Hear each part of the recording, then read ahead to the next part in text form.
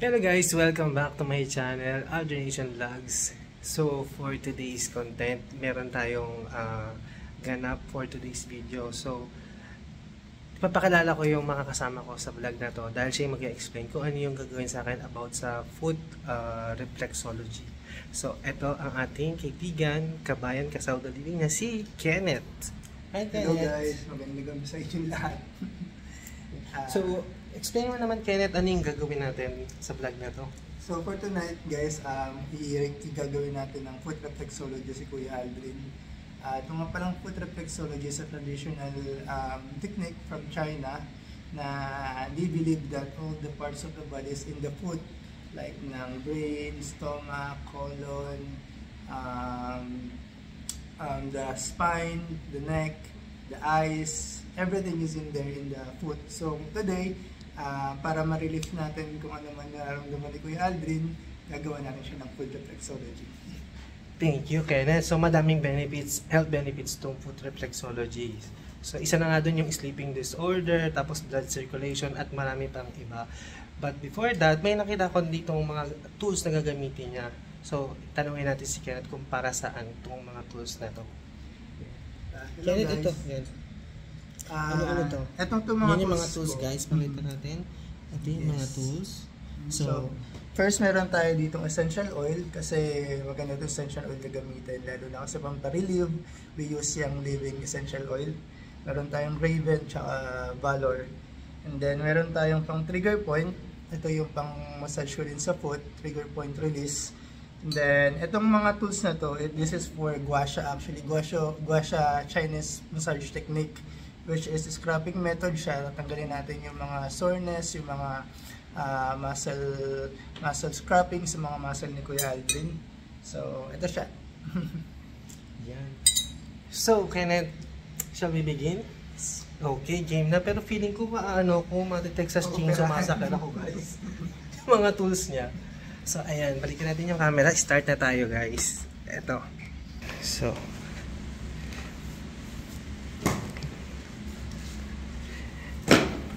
ayan, so habang nagpe-prepare si Kenneth, tanongin na rin natin siya. Amoy ko essential oil.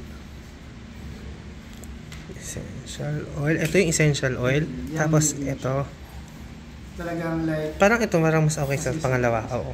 So itong Raven. Raven to, Young Living Essential Oil Raven. Yan siya. Yan. So, tanongin natin si Kenneth while preparing or nag-start. Sa shop or sa nasa magkano yung pagganyan? Foot reflexology. Oo. Dito sa Saudi, nasa 240 reals. 240 reals for an hour? 1 hour? So, that's 3,000 pesos sa reals, no? Sa peso, no? Sa peso. Grabe pala. So, yan. Siyempre, magte-thank you na tayo ng advance kay Kenneth kasi tayo yung napili niya masampulan for today's video. Thank you so much, Kenneth. Ayan.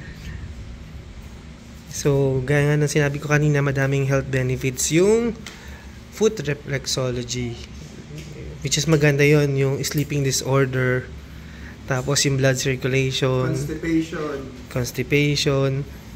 Ano pa ba yung mga health benefits? Circulation, lalo na yung for example, you have lower back pain, neck pain. So, ang number one rule kasi sa physiotherapy is if there's inflammation, back off. You cannot touch anything na may inflammation. So, tandaan nyo guys, kapag may pumamaga, wag nyo pong ipapahilot. Okay. So, this is the best alternative technique para po dun sa mga namamagang parts. Like for example, namamaga yung balikat mo, or yung leg mo, or yung lower back mo, na tapilok ka, or na wag nyo pong ipapagalaw. It has to be 24 to 72 hours para po mag-release yung katawan natin ng adrenaline. And then, para mag-heal na din from inflammation. So, this is the best technique, alternative technique para i-tackle yung mga inflammation na yun. So, instead na gagawin natin sa actual part, dito natin siya titirahin. Dito natin i-mamasage. Very well said. Thank you so much. At hindi lang pala tayo makakapagpa foot reflexology. At least may natututunan din tayo guys. ano yung mga importance at benefits, health benefits. Pero ako naniniwala ako sa ano yun nga, power ng massage, yung benefits na nakukuha sa massage. Super kasi talaga siya kasi it improves everything, lalo na dito sa paa. Mm-mm. Connected siya sa lahat, sa mga nerves, sa mga internal organs, sa head, sa brain, everything. Pero masakit ba yan? May masakit na part? Actually, kapag Later. ang rule sa reflexology, the more na mas pinisil mo, for example, this is your brain Mm-mm. or this is your neck, the more na masakit, the more na dapat mong tirahin kasi meaning there's an existing condition on that part. For example, okay. sa colon dito, pag Mm-mm. pinisilmanan masakit siya, meaning something is going onto your colon. Mm-mm. Is it from your transverse colon or yung sa mong colon or your kidney, meaning something going on in that part. Okay, galing.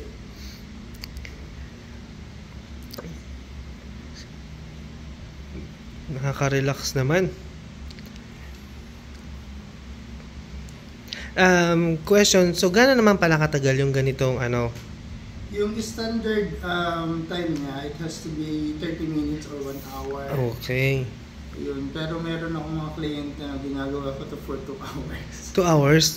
Kasi nasasarapan sila. Mm-hmm. So, kung nandito kayo guys, i-promote na rin natin. Kung nandito kayo sa may eastern region ng Saudi Arabia, just comment down below kung gusto nyo ma-experience to at pag free si Kenneth ay pwede kayong magpa sa kanya, ano bang tawag doon? Itong foot reflexology tsaka full body massage. Nakikiliti na ako guys. Nakikiliti na ako na grabe, nakikiliti ako doon. So this technique is called gua sha. Washa. So it's a Chinese technique as well na kapag may for scrapping ng mga muscle fibers. Ako, nag-lotion ako kanina, baka may Which is mga very good. Talaga lotion. How do you feel about it? medyo may nakakaliti. Feeling ko yung hawak niya bread knife. Ay, sabi mo lang, Hindi yung mararamdaman nyo dito yung mga nuts kasi yung mga muscle nuts o yung mga lamig-lamig, hindi lang siya matatagpuan sa likod or sa shoulder, meron din siya dito. Actually, mga lamig-lamig na muscle nuts, everywhere yan. aray ko guys. Nakikiliti ako.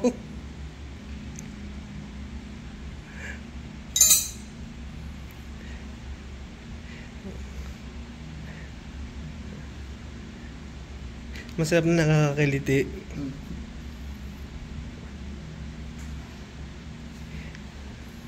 So para sa mga gusto mag-aral ng reflexologist, yung full course ng reflexology is 6 months to 9 months. Okay. So kung gusto yung maging professional, you can take the courses for reflexologists.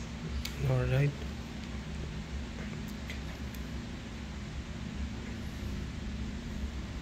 So ito, matagal mo na na-apply or nagagawa sa work mo to? Matagal na yun. Ayan.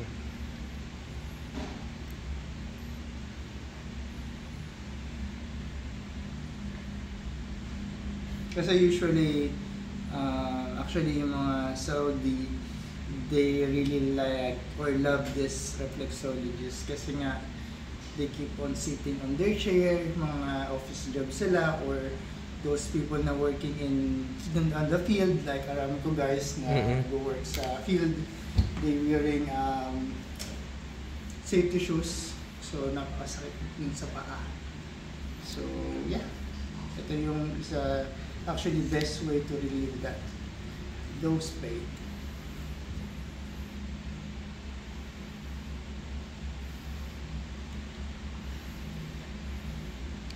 Yan.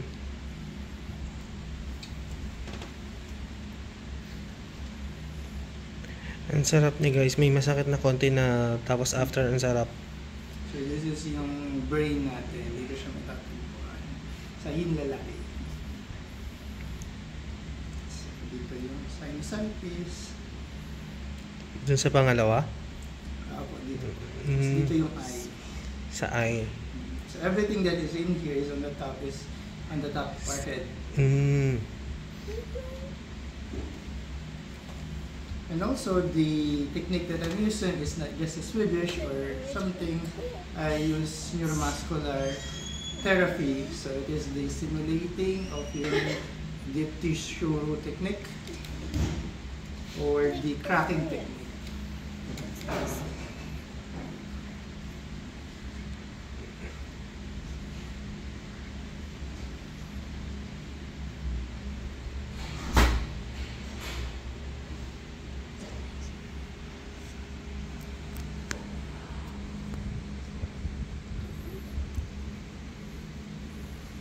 Cracking technique. Yung chiropractic. Actually, I don't advise na kung gusto niyo magpa-crack or magpatunog ng mga buto-buto, I professionally advise na punta na lang kayo sa chiropractor. Chiropractor talaga. Kasi they are the one who really study for it. Mahirap naman kasi yung basta-basta tayo maglagutok at magpapatok ng mga joints at mga spine, lalo na pagdating sa disc, which is hindi naman talaga natin inaral. So if you want a proper and professional help, go to proper chiropractors. Correct. Ako, I'm a massage therapist, but I don't practice cracking kasi mahirap na, lalo na wala tayo sa Pilipinas, tayo sa Saudi. So, tapos pag nagdahilan na sa through you, kaya nagkaganon siya, no? Oo. Kulong ka agad dito. Ay, Kuya, kalabos ka agad. So, we have to be extra careful when taking care of the Saudi nationals or even the other nationality. Kasi nga wala tayo sa nating bansa. So, as always, safety first. Correct. Don't do risky things na pwede natin ikapahamak.